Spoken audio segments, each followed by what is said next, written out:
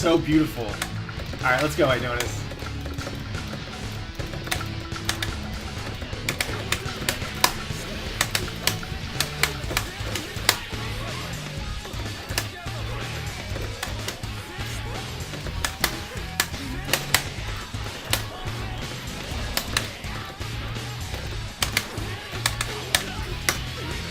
I'm glad you're liking it, Proximius. Yeah, Rupture, unfortunately, the one-on-one queue is full for tonight. Aidonis is the last person we got. But if you want to come through tomorrow for one-on-ones, do it. Or just come hit me up for games in the open net play lobby after this.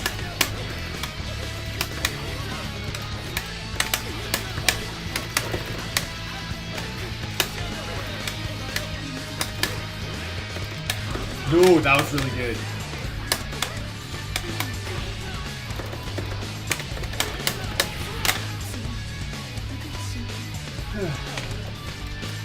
All good, Rupture.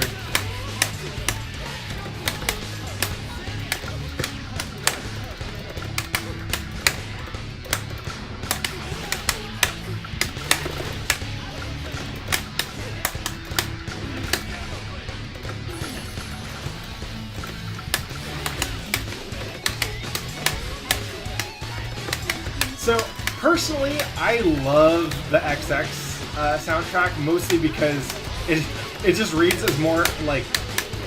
It reads to me like anime metal, whereas the Korean soundtrack mostly just reads to me like metal. Metal that's like a little bit angrier.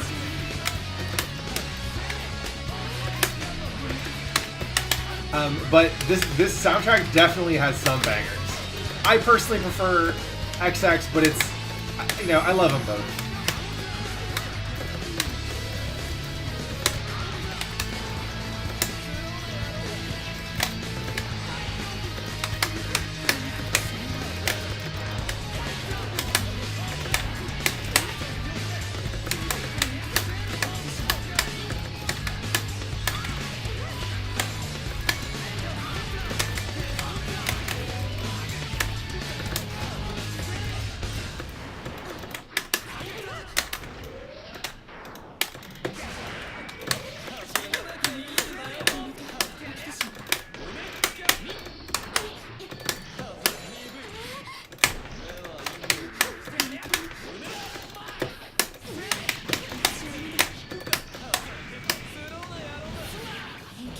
So, as an example that... What up, Sinnies? As an example that might help explain some of my tastes for music in general, like, you know how everyone... There are a lot of people who give the Under Night soundtrack, like, a lot of credit, right? They're like, oh man, the soundtrack is so good. You know, like, we were rocking out to it yesterday, and I love it, right? And then there's a group of people who kind of don't really get it. And near as I can tell, the thing that Under Night does aesthetically really well, both like across the board, not just in the soundtrack, is it's anime with like a little extra cool and a little extra style. And for me, that makes all the difference, right? Like, they are using... Each of the characters are pretty much like a standard anime character trope with a little extra style. They're not like the most inventive characters in the world. Like, they're kind of recognizable, like as I said, like common tropes for anime in general, right? Like, we got the glasses guy, we got the cool sidekick ninja guy, right? Like, they're not the most original character concepts or designs, but the execution just has a little extra kind of fun, like edge and oomph to it. Yeah, exactly. Yeah, but like, there's nothing about the creativity of Unio or the Unis soundtrack. It's not like some virtuoso shit, right? This is not like highbrow excellence, like even for a game soundtrack. It's just some pretty basic character stuff done well with a little extra style, and I appreciate that.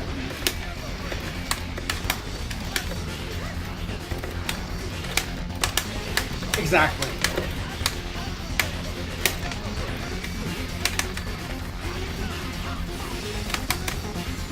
Yeah, which Doom is actually a pretty good way of summarizing the entirety of that game.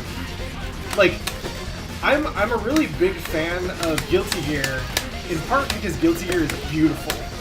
I'm a big fan of Under Night because Under Night is resourceful. Like, they didn't have Arc System Works money or Arc System Works engineers to spend on Under Night. And it shows. Like, the animations are less fluid. If you actually look at a lot of the attacks in Under Night, they don't really animate much of the attack pose, like the key poses. It's not like they have a whole bunch of fluidity to get from attack startup to active to recovery, right? Most of the fluidity in Under Night actually comes from the like swipe effects and stuff like that. Yeah, exactly. They're very efficient with what they do. Like, it doesn't feel like cheap or anything. I just think they're really resourceful. Or like they're supers. They can't do like crazy ass cinematic supers with a bunch of custom animations because they're still working in 2D. They don't get to play with the character at all, right?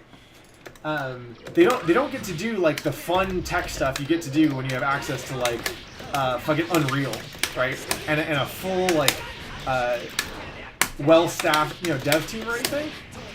So if you look at the kind of the effects and the aesthetic of how the supers are framed, a lot of times it looks like they're just drawing a manga panel over the screen, and it works, and it looks so good.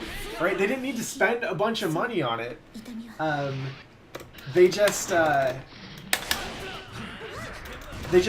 applied some very resourceful thinking to a really cool creative problem. And I really like Under Night because of that. Like, you can see that all over the place. It just, in terms of like sheer labor and tech and resources that went into the game, Under Night's got to be like probably barely like 5% of Guilty Gear is my guess, right? But it doesn't feel like it when you play because they did it so well.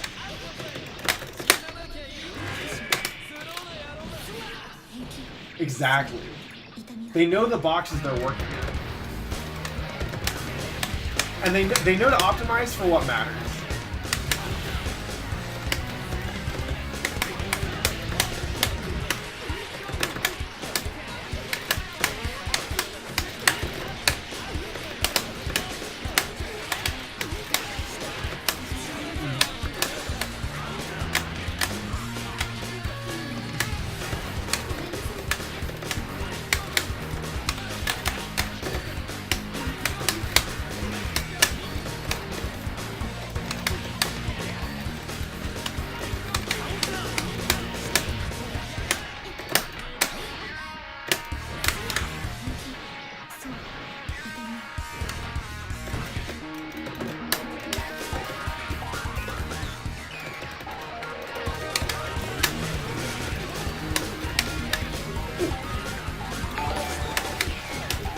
Hey, Kanji-senpai, what's good? Thanks for coming through. Oh, and thanks for the follow, homie. Appreciate it. Welcome to the club. Play Guilty Gear.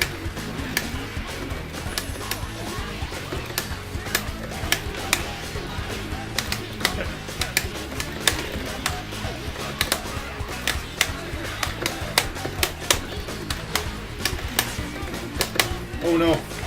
Oh god. This is Axel's theme.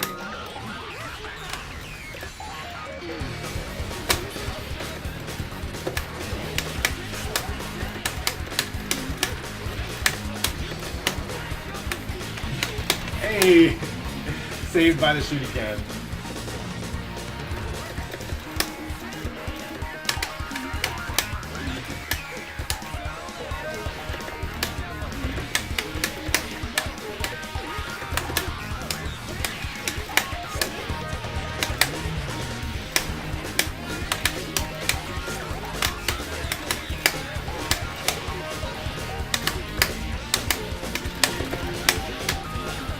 Yeah, they're just on YouTube.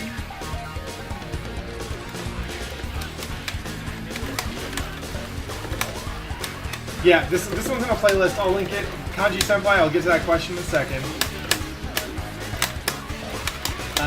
But I use the old arcade layout, which I think someone in chat could probably help you out with. I like it because that's typically the order that a character's Gatlings go in.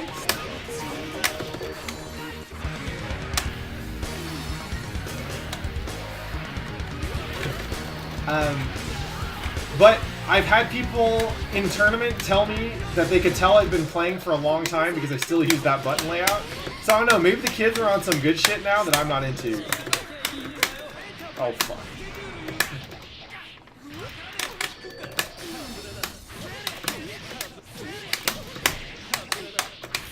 Woo!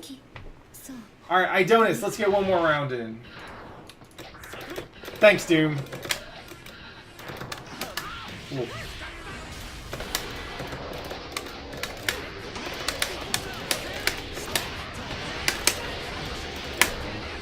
Yeah, so I use the classic layout, and it's mostly because I started playing this in arcades. I understand why people would swap punch and kick.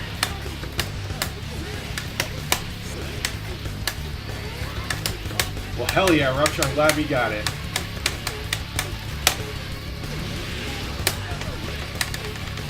Woo! Alright, firstly, I'm going to have to pause it real quick. Good shit, Aidonis. Good games.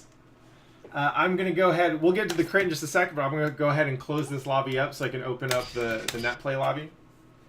Yo, thank you, Kanji-senpai. I appreciate it.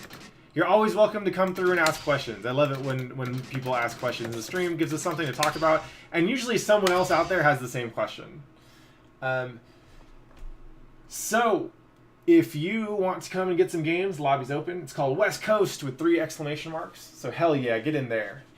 Aidonis, that's a really good set, my man. It's always a pleasure to play you. I can feel you learning the matchup in bits and pieces, and whenever you figure out something new, I have to deal with it before I can go back to rushing that ass down. But good shit, it's always a pleasure to get a chance to get some games in with you. There's only one thing that I want you to do based on this set. Like, your defense was crumbling. I know Dizzy has a hard time in this matchup, but it felt like you were kind of just too desperate to get out of the pressure.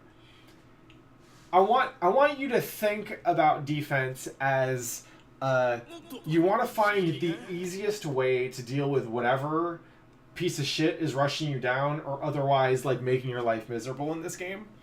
And for Chipp, the time I am most vulnerable is when you push me out and I'm trying to get back in, right? Because Chipp wants to stay in that ass. The longer that I hover, especially against Dizzy, the longer that I hover further away from you, like either P-teleporting or you know, just trying to bait something out, the more time that you have to actually put shit down on the screen or move around to where you want to go, right? So when I'm teleporting back in because you pushed me out with a poke, right? Or you FD'd me or something, and then I have to teleport back in or instant air dash back in or run up and press a button, that is when I'm at the most vulnerable, right? So when you're playing as Dizzy, what I want you to be thinking is, how do I get him there? How do I push him out? The question isn't it's not like how you hit me out of the pressure strings, because like your tools for that are terrible, right? And the question you're asking yourself shouldn't be like, how do I jump away or run away from this pressure? Because it's really hard to run away from Chipp. All you have to do is just push me out a little bit so that I have to get back in, right? And then you can use that space to do whatever you want. You can instant air dash back and see if you can get space to put out like a fish or something. You can press a button, see if I'll run into it, whatever, right? It feels to me like you're overthinking the defense part and you're trying to deal with everything, right? When really all you need to be thinking about is, can I block this thing and can I push him away from me, right? Yeah, so if you're gonna press buttons when you're getting pressured as Dizzy, you got to be smart about it, right? Instead, what it felt like was you're either pressing buttons or more often than not, you were trying to jump out. And you weren't even FDing the jump most of the time. All I want you to think about when Chipp is rushing you down is, how can I block and get out of here, right? And for most of the time, what you're going to have to do is you're going to have to block enough shit, block or FD, such that I'm like outside of far slash range. Once I'm outside of far slash range, that's when you get to start thinking about like moving back, right? Backdashing will help. FDing will help. You just want to make a little bit of space. That's it. Your goal is not to get the knockdown. Your goal is not to get the air throw. If you can do those things, that's great. But your goal is just to make space. Just focus on making space, and your defense will get a lot simpler. And then you'll start having more opportunities to do shit like press buttons. But as it was, it felt like you were trying to deal with everything, and you were kind of panicking. What I would recommend doing when you are getting pressured by any character is, instead of thinking about everything, like how do I beat everything, or what should I be doing to beat the thing they're doing right now, be patient and look for one or two things that you know you can beat by jumping out or backdashing or pressing the right button or whatever, right? Keep those on deck, and everything else, you're just waiting for me to do those things, right? Waiting for me to hard slash teleport, so you because you have the right response on deck, and you will sit and you will block everything until that hard slash teleport comes out and you punish it, right? There's a really good document on Leo countermeasures, right? I'm sure someone else has it. I think it's in Evernote or something. You can just Google Guilty Gear Leo countermeasures. This doc will probably come out. It's like a 4-part doc. But one of the things they do, they're describing how Japanese players think about Leo defense, and they call it equipping materia, right? You only have so many slots for defensive materia. When you're blocking, you can do that. You can block most stuff on reaction. And while you're blocking or FDing, thank you. Yeah, that's what's up. While you're blocking, you can be looking for at most 2 or 3 different things that you're ready to respond to, right? Pick your materia, because you can't react to everything. Do that shit, and then I'm gonna have to start guessing like about what you're doing, and that makes my life a lot harder, right? So please do that so I can have more practice in the Dizzy matchup. With that, we're gonna get some casuals in. Let's put Bike and Steam back on.